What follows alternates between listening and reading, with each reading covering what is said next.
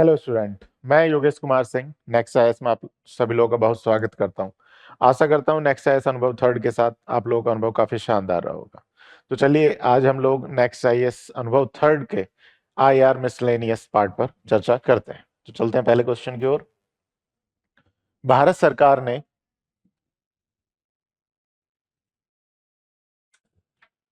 सरकार ने हाल ही में निम्नलिखित में से किन राज्यों में दुर्लभ मृदा तत्वों के लिए समर्पित गलियारों की घोषणा की है? ठीक है, देखिए हाल ही में बजट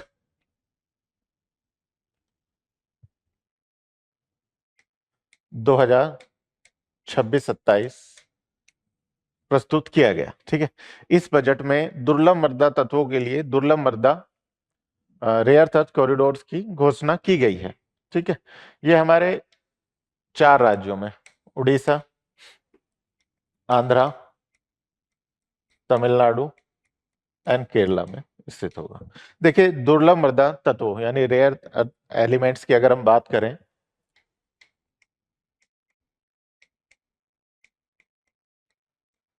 यह मुख्यतः लगभग 17 तत्वों का एक समूह है। ठीक है, जिसमें नियोडियम, गैलेडियम, आपके वेनेडियम, ये इस तरह के जो तत्व आते हैं। देखिए ये मिनरल्स जो होते हैं ये आजकल की जो अत्याधुनिक प्रौद्योगिकी है उसके लिए बहुत आवश्यक है। जैसे उच्च क्वालिटी के इलेक्ट्रॉनिक्स उपग्रह, सबसे जरूरी हमारे इलेक्ट्रिकल व्हीकल्स जो हैं उसमें, मोबाइल में, हमारे लैपटॉप कंप्यूटर्स आदि में जो ये दुर्लभ मृदा तत्व प्रयोग किए जाते हैं। देखिए इनके नाम से लगता होगा कि शायद ये कम मिलते होंगे, नहीं ऐसा नहीं है। देखिए ये मिलते प्रचुर मात्रा में, लेकिन इनका निष्कर्षण और प्रसंस्करण जो प्रोसेसिंग है वो थोड़ा टफ है, महंगी है और उसमें तकनीकी ज्यादा यूज होती है, तो इसलिए इनको दुर्लभ मृदा तत्व बोला जाता है। मुख्यतः अभी सामान्यतः पूरा विश्व चीन पर रेयर अर्थ एलिमेंट के लिए अधिकतर निर्भर है। चीन इस एकाधिकार का दुरुपयोग भी करता है, ऐसा देखने में आया है। ठीक है, तो यही बात है कि दुर्लभ मृदा तत्वों में आत्मनिर्भरता पाना किसी भी अर्थव्यवस्था के लिए बहुत आवश्यक है, और भारत ने भी इस चीज को समझते हुए दुर्लभ मृदा कॉरिडोर की घोषणा की है। ठीक है, अब देखिए ये जो दुर्लभ मृदा कॉरिडोर है ये मुख्यतः जो तटीय राज्य हैं उनमें बनाया गया। इसका रीजन क्या है? मोनाजाइट। ठीक है, यह मिनरल जो भारत में तटीय जो क्षेत्र हैं, जो दक्षिण के तटीय राज्य हैं, जैसे प्रमुखतः केरला, तमिलनाडु, आंध्रा और उड़ीसा, उनकी जो तटीय रेत है उसमें मोनाजाइट पर्याप्त मात्रा में मिलता है। थोरियम के बारे में आप लोगों ने पढ़ा भी होगा। ठीक है, मोनाजाइट से हम रेयर अर्थ जो एलिमेंट निष्कासित कर सकते हैं, तो इसलिए 4 राज्यों में घोषणा की है रेयर अर्थ कॉरिडोर यानी दुर्लभ मृदा गलियारों की घोषणा की है। उड़ीसा, केरला, आंध्रा और तमिलनाडु, महाराष्ट्र इनमें सम्मिलित नहीं है। तो नीचे दिए गए कूट का प्रयोग सही उत्तर चुनिए। 1, 2, 3 और 5। सी, केवल 1, 2, 3 और 5 हमारा सही आंसर होगा। उत्तरी समुद्री मार्ग नदन सी रूट के संदर्भ में निम्नलिखित कथनों पर विचार कीजिए। देखिए जो जलवायु परिवर्तन है उससे हम जानते हैं कि जो बर्फ है काफी बड़ी मात्रा में पिघल रही है। अगर ध्रुवों की बात करें तो इन पर ये बड़ा प्रभाव पड़ा है, तो कुछ नए सी रूट्स बर्फ पिघलने की वजह से उभर कर आ रहे हैं। अब चूंकि उत्तरी ध्रुव में बड़ी मात्रा में बर्फ पिघली है तो वहां पर जो नदन सी रूट है, जो आपके बेरेंट सी, कारा सी से होते हुए बेरिंग स्ट्रेट को जोड़ता है, तो ये एक वैकल्पिक मार्ग के रूप में देखा जा रहा है आपके प्रशांत एशिया प्रशांत क्षेत्र को पश्चिमी यूरोप से जोड़ने के लिए। ठीक है, इसको हम इस मैप के जरिए देखेंगे। ठीक है, ये हमारा पश्चिमी यूरोप है और यहाँ ये बेरिंग स्ट्रेट के जरिए प्रशांत सी में आती है, यहाँ पर ये जापान है। ठीक है, देखिए ये एकदम नॉर्थ पोल के ऊपर से बना हुआ मैप है, यानी एकदम ऊपर से, नॉर्थ पोल के ऊपर से। ठीक है, तो ये नॉर्थ पोल है और ये जो जितना भी क्षेत्र है ये आर्कटिक सी और यहाँ पे ग्रीनलैंड। ठीक है, तो अगर पश्चिमी यूरोप को, एशिया को आपके बेरेंट सी, कारा सी से होते हुए बेरिंग स्ट्रेट से जोड़ेंगे तो लगभग जो वर्तमान मार्ग है, जो स्वेज कैनाल यानी स्वेज नहर से पश्चिमी एशिया और पश्चिमी यूरोप और प्रशांत एशिया को जोड़ता है, उसका लगभग 40% मार्ग कम होगा और इसकी लागत और समय दोनों में ही बचत आएगी। ठीक है, इसको एक नेक्स्ट इमेज के जरिए हमें इस तरह से देखेंगे। ठीक है, देखिए ये मान लीजिए यहां से जापान है, अगर वर्तमान में कोई पश्चिमी यूरोप से इसे संपर्क साधना हो समुद्र के जरिए, तो यहां से होते हुए ये स्वेज कैनाल के जरिए पश्चिमी यूरोप से जुड़ता है। लेकिन यही अगर नॉर्दर्न सी रूट के जरिए जुड़े, यहां बेरिंग स्ट्रेट से होते हुए आपका कारा सी और बेरेंट सी में होते हुए अगर पश्चिमी यूरोप से जुड़ता है, तो इससे समय, दूरी और लागत में प्रभावी कमी आएगी। ठीक है, क्वेश्चन की ओर चलते हैं। यह रूस के आर्कटिक तट के साथ साथ स्थित है तथा अटलांटिक महासागर और प्रशांत महासागर को जोड़ता है। देखिए मैप में स्पष्ट दिखाया गया है अटलांटिक ओशन, ठीक है, और यहाँ आपका बेरिंग स्ट्रेट होते हुए प्रशांत सी। ठीक है, और ये आपका ये रशिया के जो आर्कटिक तट से होते हुए गुजरता है। सो हमारा कथन 1 सही है। कथन 2, यह सेज नहर के मार्ग की तुलना में पूर्वी एशिया और यूरोप के बीच की दूरी को उल्लेखनीय रूप से कम कर देता है। कथन 2, यह लगभग माना जाता है कि 40% दूरी, समय और महत्वपूर्ण रूप से लागत को कम करता है। ठीक है, लेकिन ध्यान रखना चाहिए कि यह जलवायु परिवर्तन के कारण जो बर्फ पिघल रही है उसके बाद ही यह वैकल्पिक मार्ग प्रकाश में ज्यादा आ रहा है, तो पूरे विश्व के लिए तो ये इतना सही है नहीं। और फिर रूस वगैरह के भी इसमें अपने रणनीतिक निहितार्थ हैं कि यह सी रूट चालू हो। ठीक है, उपयुक्त कथनों में से कौन सा से सही है?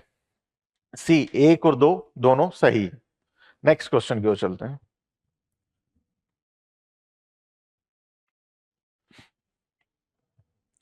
साइबर अपराध के विरुद्ध संयुक्त राष्ट्र अभिसमय के संदर्भ में निम्नलिखित कथनों पर विचार कीजिए। ठीक है, यह संयुक्त राष्ट्र के अधीन हस्ताक्षरित की जाने वाली अंतरराष्ट्रीय आपराधिक न्याय से संबंधित प्रथम संधि है। नहीं, इससे पूर्व भी पहले भी जैसे हम जानते हैं पलेर्मो, ठीक है, अभिसमय,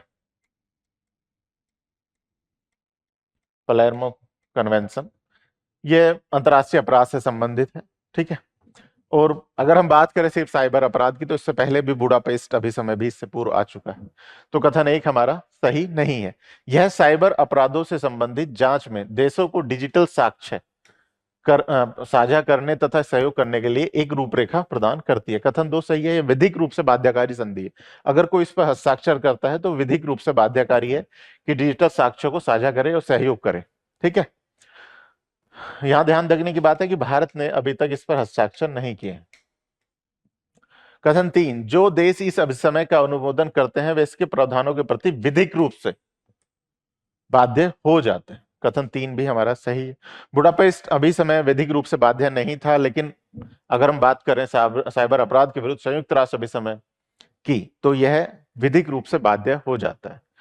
ठीक है, 4, यह साइबर अपराध पर बुडापेस्ट अभिसमय का स्थान लेती है। देखिए 2000 के दशक के शुरुआत में बुडापेस्ट अभिसमय आया था जो साइबर अपराध से जुड़ा हुआ है, लेकिन यह उसका स्थान नहीं लेती है। साइबर अपराध पर बुडापेस्ट अभिसमय जारी रहेगा, लेकिन ऐसा नहीं कि यह अभिसमय बुडापेस्ट अभिसमय का स्थान लेता है। ठीक है, उपयुक्त कथनों में से कौन से सही है? 2 और 3 बी। ठीक है, देखिए ध्यान रखिएगा अभी भारत ने इस पर हस्ताक्षर नहीं किए हैं, लगभग 72 देशों ने इस पर हस्ताक्षर कर दिए। ठीक है, एआई कोष, ठीक है, निम्नलिखित कथनों युग्मों पर विचार कीजिए। भारत सरकार द्वारा प्रारंभ कृत्रिम बुद्धिमत्ता एआई पहल। देखिए एआई आर्टिफिशियल इंटेलिजेंस एक अत्याधुनिक तकनीक है और वर्तमान में माना जा रहा है कि आगे आने वाली अर्थव्यवस्था को परिवर्तन कर देने की क्षमता एआई रखती है। ठीक है, तो इसलिए आवश्यक है कि भारत को भी शुरुआती कदम उठाए जाने चाहिए ताकि जिस तरह एक हम आईटी महाशक्ति के रूप में विश्व में प्रचलित हैं, उसी तरह हम एक एआई महाशक्ति के रूप में भी विश्व में जाने जा सके। एआई कोष, ठीक है, एआई मिशन के अंतर्गत है। कृत्रिम बुद्धिमत्ता एआई नवाचार और अनुसंधान को समर्थन देने हेतु आंकड़ों तथा उपकरणों, देखिए ये इस तरह के जो डेटा सेट, टूल्स, ठीक है ना।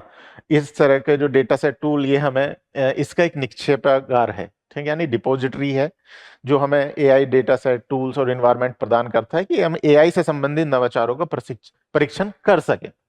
साथ ही हमें ये एआई से संबंधित जो सैंडबॉक्स है वह भी प्रदान करता है। देखिए होता क्या है कि जो हमारे जो कोड्स होते हैं जिससे हम सॉफ्टवेयर का डेवलप करते हैं, तो कई बार उसमें कुछ इस तरह की जो विकृतियां होती हैं कि अगर हम उन्हें रन करें सिंपल किसी भी कंप्यूटर में, तो कहीं ना कहीं उस कंप्यूटर को भी वे नकारात्मक रूप से प्रभावित कर देती हैं अगर उसमें विकृतियां हैं। तो इसलिए आवश्यक है कि हम उसका जो रन करते हैं यानी उसका परीक्षण करते हैं वो सैंडबॉक्स के अंतर्गत ही करें। तो सैंडबॉक्स तकनीक के जरिए जो विकृतियां कोड में होती हैं उससे हमारा जो नेटवर्क में या संबंधित कंप्यूटर में जो डेटा है उसको सुरक्षित रखा जा सकता है। तो सैंडबॉक्स टेक्नोलॉजी भी आपका एआई कोर्स प्रदान करता है। तो यह युग्म सही है, ठीक है।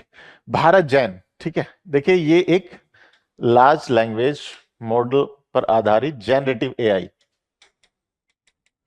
ठीक है। देखिए एआई तो है ही, जनरेटिव एआई क्या है? जनरेटिव एआई से तात्पर्य इस तरह की एआई से जो ओरिजिनल कंटेंट, अब उस कंटेंट में कुछ भी हो सकता है,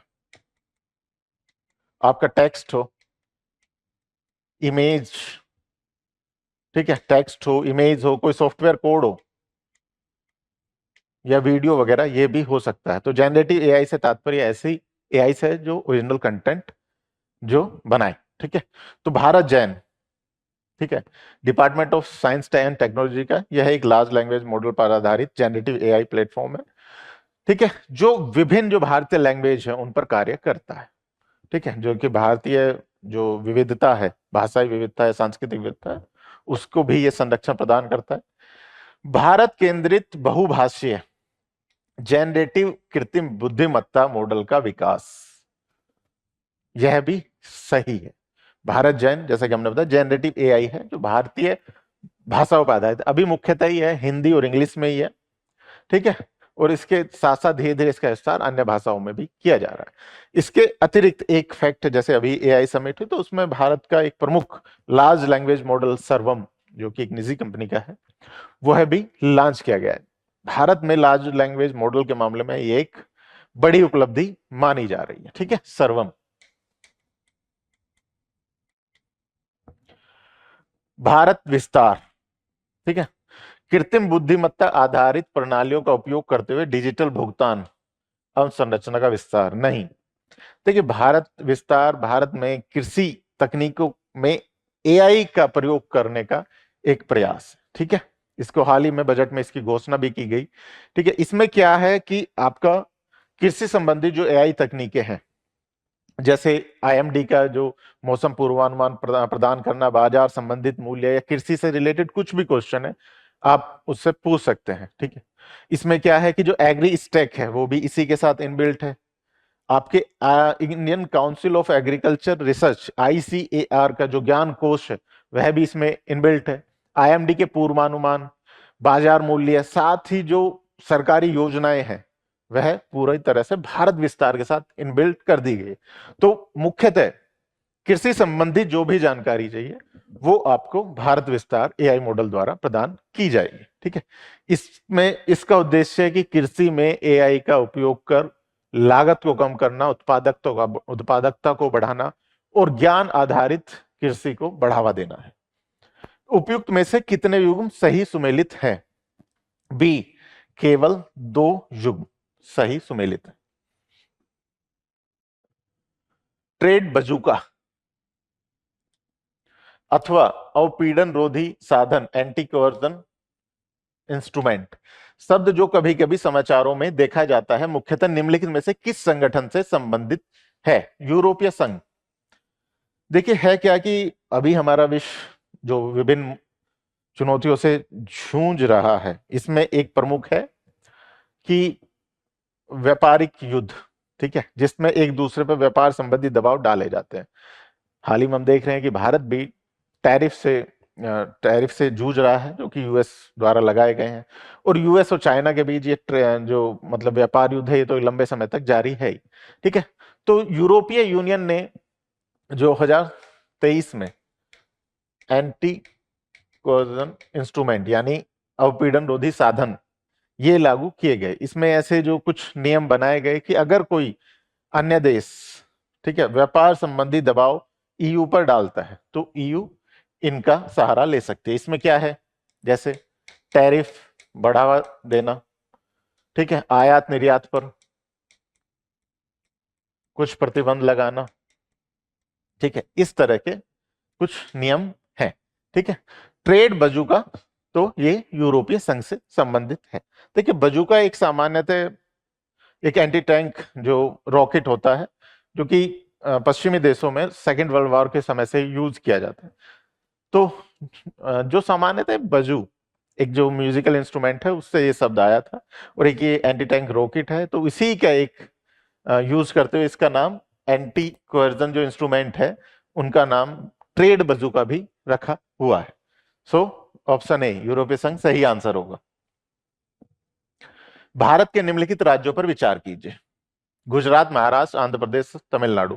भारत की तटरेखा की लंबाई के नवीन संशोधन के अनुसार इन राज्यों की तटरेखा की लंबाई का घटता हुआ सही क्रम निम्नलिखित में से कौन सा है? देखिए, हम सभी अभी तक जानते थे कि 7,516.6 किलोमीटर भारत की तटरेखा है।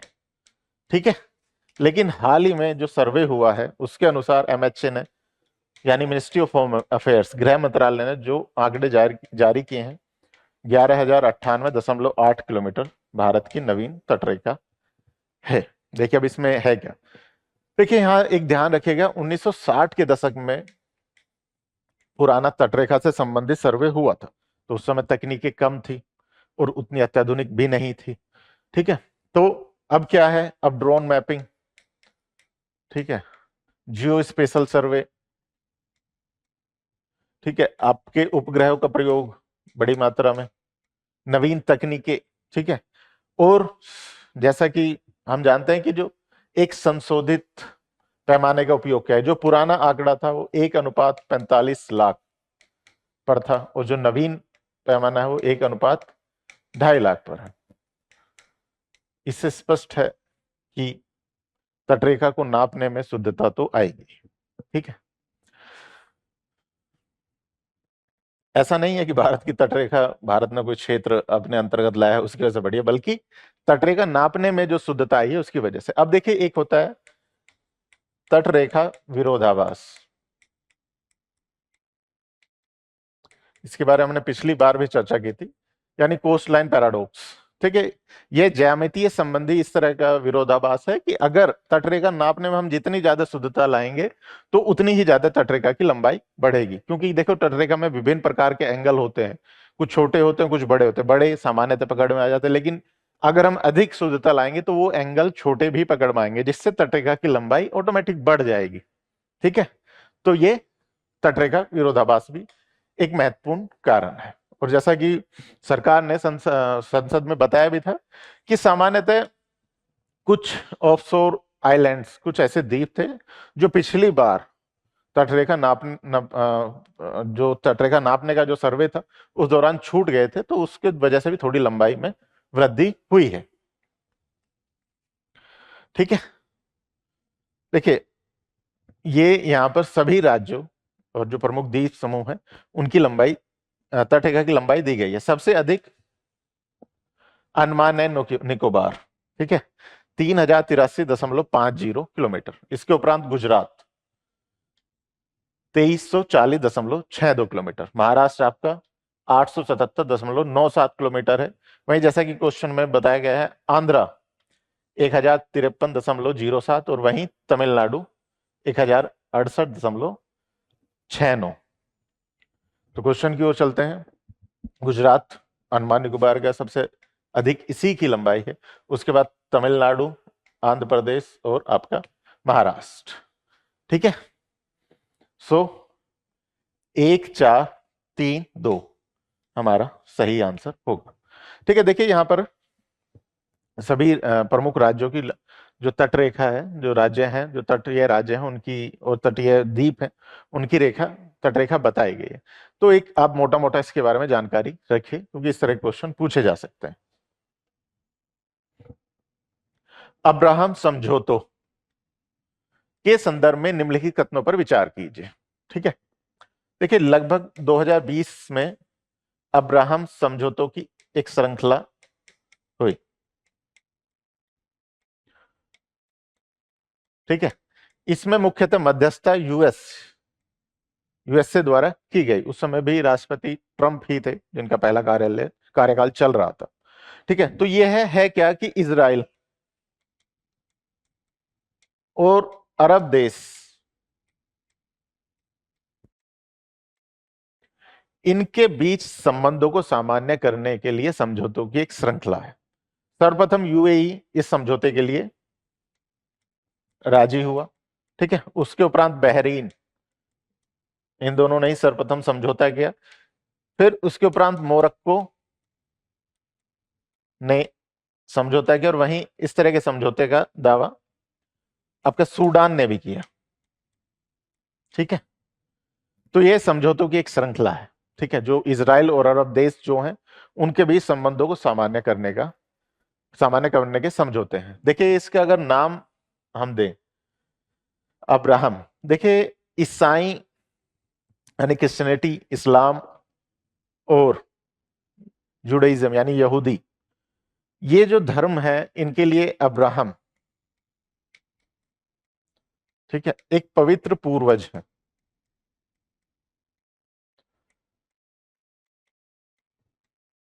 अब्राहम अथवा इब्राहिम, देखिए तीनों ही धर्म के जो पवित्र पुस्तकें हैं उनमें अब्राहम का उल्लेख मिलता है और तीनों के लिए ही ये पवित्र पूर्वज हैं।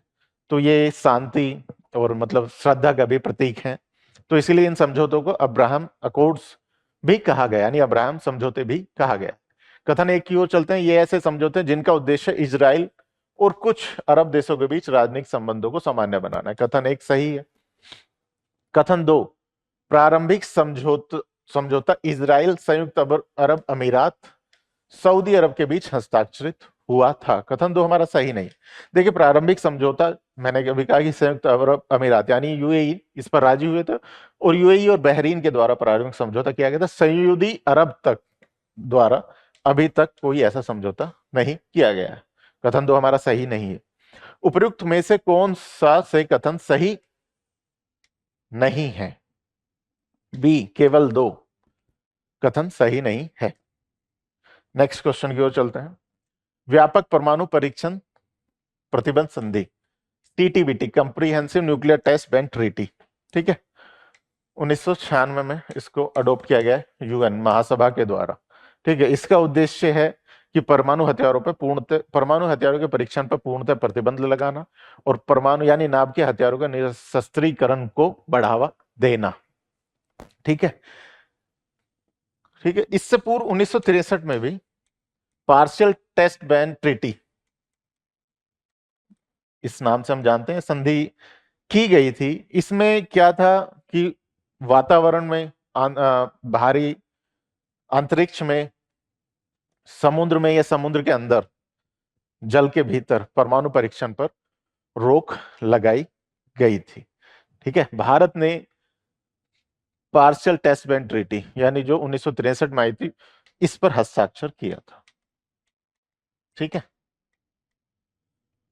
लेकिन इसके उपरांत मई 1974 और मई 1998 भारत ने 2 परमाणु परीक्षण किए, जिसको पोखरण 1 1974 के उसको पोखरण 1 के नाम से जाना जाता है, जबकि 1998 के परीक्षण पोखरण 2 के नाम से जाना था। दोनों का कोड नेम अगर हम बात करें, 1974 के परमाणु परीक्षण का कोड नेम स्माइलिंग बुद्धा था और 1998 के ऑपरेशन का कोड नेम ऑपरेशन शक्ति था।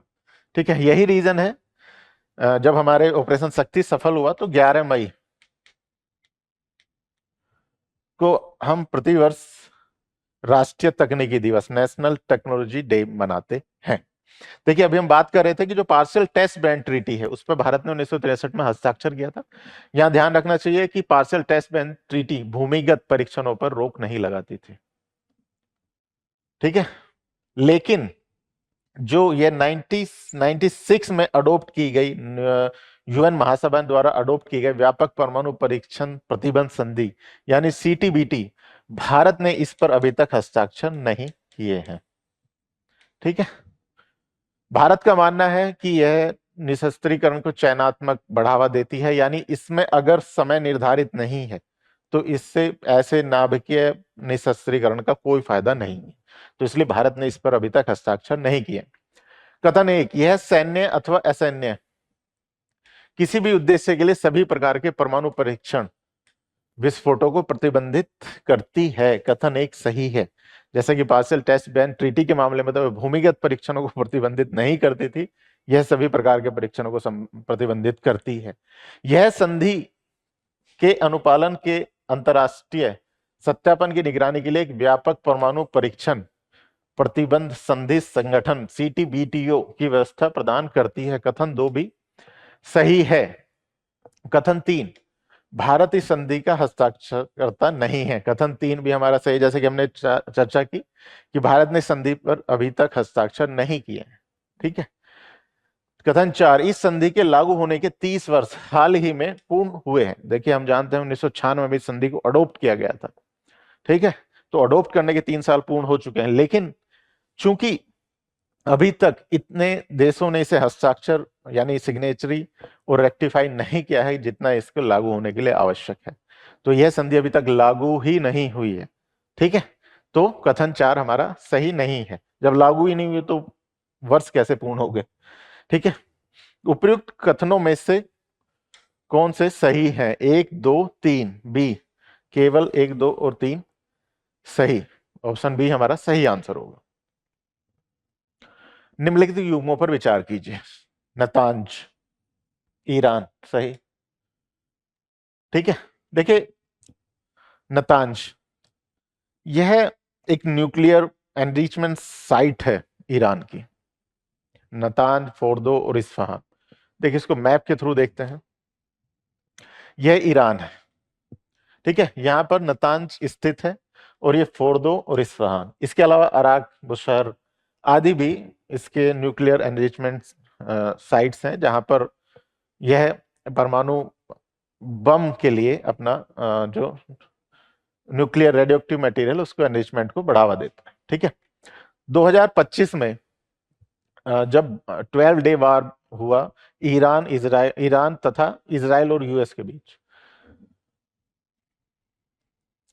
उस समय अमेरिकी वायुसेना ने अपने B-2 बॉम्बर के जरिए फोर्दो, नतांज और इस्फहान पर बम गिराए थे। ठीक है, और अमेरिका का दावा था कि अब ईरान का न्यूक्लियर प्रोग्राम पूरी तरह समाप्त हो चुका है। हालांकि यह दावा गलत सिद्ध हुआ, क्योंकि अगर यह सही होता तो वर्तमान में जो युद्ध चल रहा है उसकी आवश्यकता नहीं होती।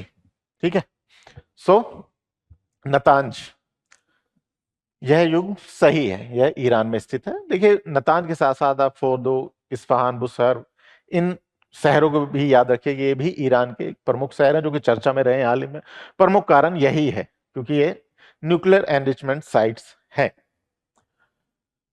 बॉन्डी पुलिन यानी बॉन्डी बीच, न्यूजीलैंड, गलत। नतांज सही है। बॉन्डी बीच ये आपका ऑस्ट्रेलिया के सिडनी में स्थित है।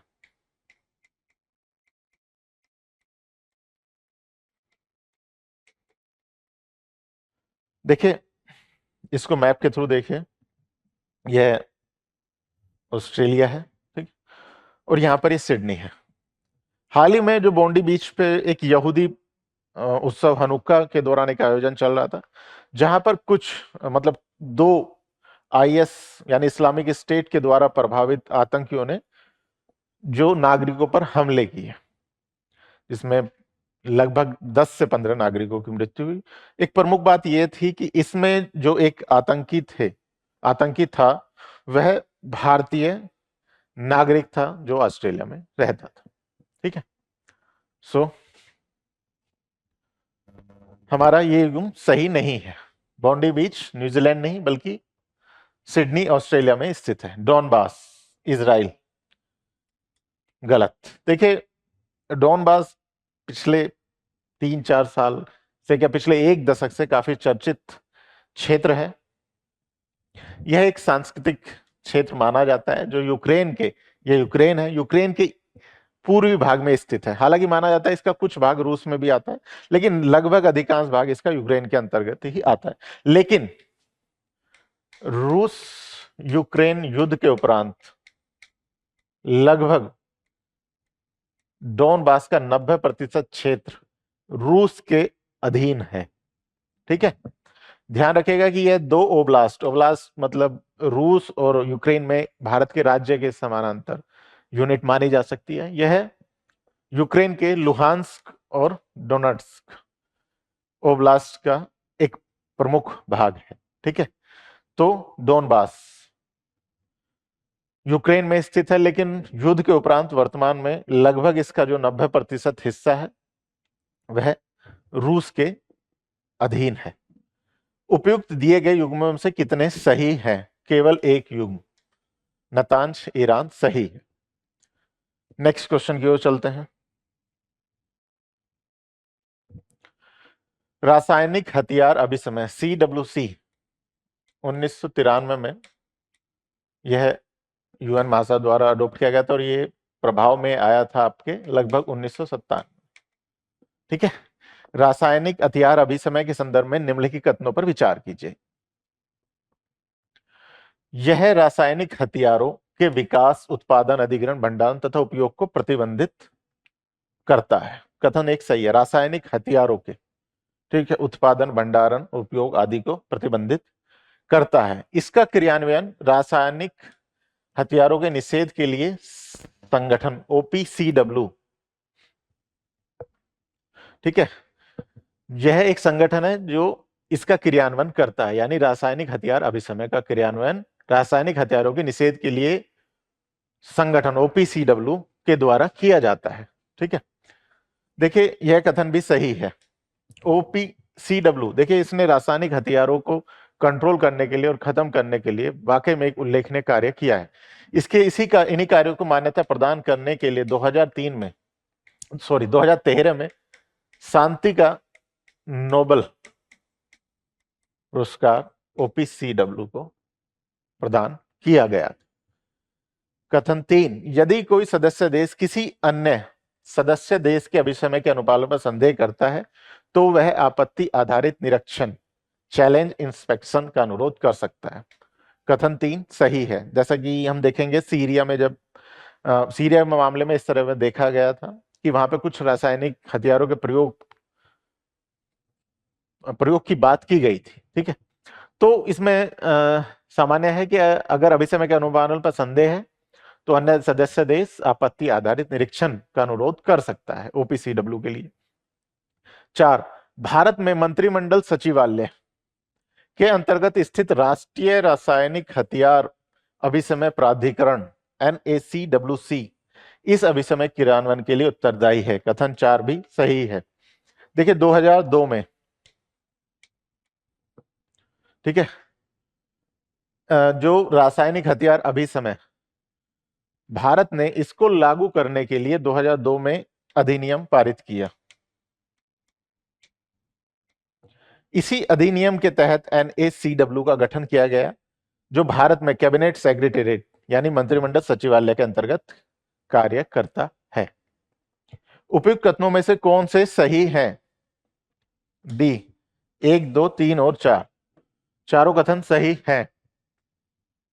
नेक्स्ट क्वेश्चन की ओर चलते हैं। वित्तीय धोखाधड़ी जोखिम सूचकांक FRI, जिसका उद्देश्य साइबर धोखाधड़ी की रोकथाम एवं हेतु वित्तीय संस्थानों को उन्नत एवं कार्रवाई योग्य आसूचना यानी इंटेलिजेंस प्रदान करना है, निम्नलिखित में से किसके द्वारा प्रारंभ किया गया है?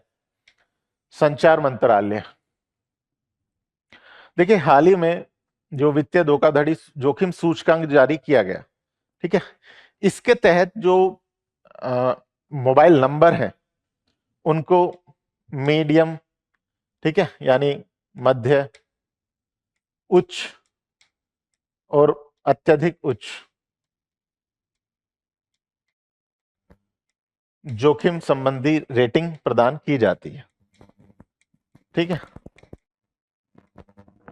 और यह जानकारी जो हमारे वित्तीय संस्थान है, बैंक है, NBFC वगैरह है, इन सभी को जानकारी समय समय पर प्रदान की जाती है।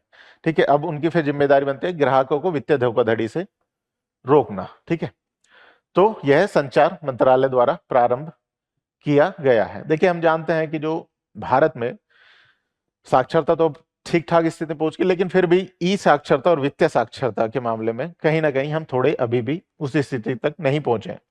तो भारत में जो साइबर धोखाधड़ी या वित्तीय धोखाधड़ी एक प्रमुख चिंता बन रही है। अभी भी हम देखते हैं वित्तीय धोखाधड़ी में लगभग हजारों करोड़ लोग गवा चुके हैं। डिजिटल अरेस्ट, जिसमें साइबर अपराध और वित्तीय धोखाधड़ी का मिला जुला रूप है, इसके विभिन्न गंभीर मामले सामने आए हैं। ठीक है, यही रीजन है कि सरकार द्वारा विभिन्न प्रयास किए जा रहे हैं। इसी के तहत संचार मंत्रालय द्वारा वित्तीय धोखाधड़ी जोखिम संकेतक प्रारंभ किया गया है। So option B is the right answer. Next question, Bhu Aadhaar विशिष्ट भूखंड पहचान संख्या यूएल पिन, ठीक है, के संदर्भ में निम्नलिखित कथनों पर विचार कीजिए। ठीक है, देखिए ये भू आधार जो है ग्रामीण विकास मंत्रालय की land road digital India land records जो प्रोग्राम है, उनको लैंड रिकॉर्ड्स को डिजिटलीकरण करने का एक योजना है। इसमें क्या है कि 14 अंक का एक संख्या प्रदान की जाती है। यह सामान्यतः इस तरह मान सकते हैं जिस तरह एक व्यक्ति का आधार नंबर होता है, उसी तरह एक भूखंड, ठीक है, भूखंड का भी आधार नंबर होगा।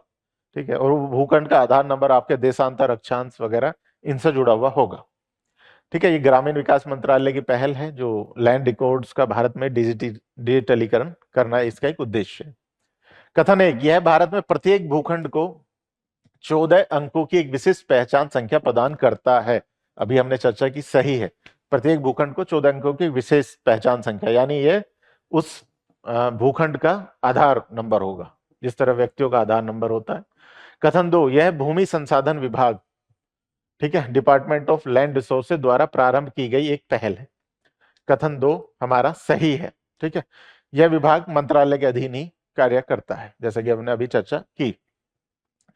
3, गोपनीयता की सुरक्षा के उद्देश्य से इसमें संपत्ति स्वामित्व से संबंधित जानकारी शामिल नहीं की जाती है। कथन 3 गलत है। देखिए, गोपनीयता के इसमें प्रावधान किए गए हैं, लेकिन इसमें स्वामित्व संबंधित जानकारी भी शामिल की जाती है। ठीक है। कथन 4, यह भूखंड के अक्षांश एवं देशांतर निर्देशांकों के आधार पर निर्मित किया जाता है। कथन 4 सही है। देखिए, यह देशांतर और अक्षांशों के आधार पर उसे एक विशेष कोड प्रदान करता है। इसके अलावा राज्य और क्षेत्र का कोड भी इन्हीं 14 अंकों में डिसाइड किया जाता है। तो कथन 4 भी हमारा सही है। उपयुक्त कथनों में से कौन से सही है? 1, 2, 4, बी केवल 1, 2 और 4 हमारा सही आंसर होगा। एकीकृत पेंशन योजना, देखिए हाल ही में यूनिफाइड पेंशन स्कीम सरकार के द्वारा लाई गई। देखिए है क्या कि हम सभी जानते हैं कि पहले ओल्ड पेंशन स्कीम, जिसको कहा जाता है ओपीएस, ओल्ड पेंशन स्कीम 1950 के दशक में यह लागू हुई। सामान्यतः होता क्या है कि जो सेवानिवृत्त सरकारी कर्मचारी सेवानिवृत्त होते हैं जब, तो उनकी जो आखिरी महीने की सैलरी होती है उसका 50% उनको पेंशन के रूप में प्रत्येक माह प्रदान किया जाता था। ठीक है, अब इसमें क्या था कि इस पेंशन के लिए कोई अतिरिक्त कॉर्पस या फंड नहीं था, तो सरकार को अपने बजट से ही इसमें फंड देना होता था। तो इस तरह विभिन्न समस्याएं सरकार के सामने आती थी। यही कारण है कि 2004 से न्यू पेंशन स्कीम लागू की गई। ठीक है, अब न्यू पेंशन स्कीम में क्या होता है, एक फंड बनाया जाता है जिसमें सरकार और कर्मचारी दोनों योगदान करते हैं। देखिए, न्यू पेंशन स्कीम की एक खासियत और थी कि सरकारी के साथ साथ इसे निजी नियोक्ता भी या निजी कर्मचारी भी अपना सकते थे। साथ ही गैर वो यानी असंगठित जो क्षेत्र के कर्मचारी हैं वे भी इसका उपयोग कर सकते थे। इसमें क्या किया जाता है कि योगदान कर्मचारी और नियोक्ता दोनों करते थे। सरकार के मामले अगर सरकारी रहे तो उसके मामले में सरकार नियोक्ता होती थी, और निजी के मामले में अगर जो भी निजी नियोक्ता है तो कर्मचारी और नियोक्ता दोनों ही इसमें योगदान करते थे। ठीक है, इसमें क्या होता था कि एक फंड बन जाता था जैसे pension fund regulatory development authority PFRDA, इसका यह संचालन करती थी। यह इसे विभिन्न जगहों पर इस फंड को निवेश करती थी और आप विभिन्न प्लान्स में थे कोई प्लान यूज कर सकते चुन सकते थे जिसके अंतर्गत आपके फंड को यूज किया जाएगा, मतलब फंड को निवेश किया जाएगा। तो ये बाजार जोखिम आधारित एक न्यू पेंशन स्कीम बाजार जोखिम आधारित पेंशन स्कीम थी। जब आप सेवानिवृत्त होते थे तो आप इसका एक हिस्सा एक मुश्त प्राप्त कर सकते थे, बाकी हिस्सा आपको मासिक पेंशन के रूप में प्रदान किया जाता था। ठीक है, अब इसमें क्या था कि विभिन्न देखा गया कि जो कुछ ओल्ड पेंशन स्कीम में ज्यादा बेनिफिट कुछ मामलों में दिख रहा था, तो जब ऐसी मांग उठी तो कुछ राज्यों ने ओल्ड पेंशन स्कीम लागू की। राजस्थान उनमें एक प्रमुख राज्य है। तो यही रीजन है कि एनपीएस की कमियों से बचाने के लिए सरकार ने यूपीएस यूनिफाइड पेंशन स्कीम लागू की है, जो 2025 से स्वैच्छिक है। सरकारी कर्मचारी स्वैच्छिक रूप से इसमें भाग ले सकते हैं। आप ओल्ड पेंशन स्कीम या यूपीएस में एक चुन सकते हैं। ठीक है, सो कथन 1, भारत सरकार के सभी कर्मचारी इस योजना के अंतर्गत आच्छादित हैं। सही नहीं है, क्योंकि जैसा कि हमने बात की स्वैच्छिक है। आप न्यू पेंशन स्कीम और यूपीएस में से यूपीएस को चुन सकते हैं किसी को भी। ठीक है, कथन 2, कर्मचारी तथा सरकार दोनों पेंशन खाते में अभिदान योगदान करते हैं। सही है। देखिए सामान्यतः 10% और डीएनएस अलाउंस का यानी डीए का भी 10% इसमें योगदान दिया जाता है। सरकार इतना ही योगदान कर्मचारी के खाते में करती है और इसके अलावा पूल में 8.5% योगदान करती है। ठीक है, सो कथन 2 भी सही है। थर्ड, यह योजना न्यूनतम 10 वर्ष की सेवा के बाद अधिवर्षिता यानी सेवानिवृत्ति पर सुनिश्चित न्यूनतम पेंशन प्रदान करती है। कथन 3 भी सही है। अगर आपने 10 वर्ष की न्यूनतम सेवा की है तो आपको न्यूनतम 10,000 प्राप्त होंगे। ठीक है, कथन 4, इस योजना के अंतर्गत सुनिश्चित न्यूनतम पेंशन को मुद्रास्फीति के साथ सूचकांकित किया गया है। कथन 4 भी हमारा सही है। ठीक है, देखिए मुद्रास्फीति जब बढ़ती है तो आवश्यकता है कि पेंशन में भी उसी हिसाब से वृद्धि हो, पेंशन में, वेतन में। ठीक है, ताकि मुद्रास्फीति नकारात्मक प्रभाव ना डाले। सो इस योजना में यह सुनिश्चित किया गया है। उपयुक्त में से कितने कथन सही हैं? 2, 3, 4, केवल 3, ऑप्शन सी हमारा सही आंसर होगा। ठीक है, सो बहुत बहुत धन्यवाद। देखिए प्रीलिम्स नजदीक आ रहा है।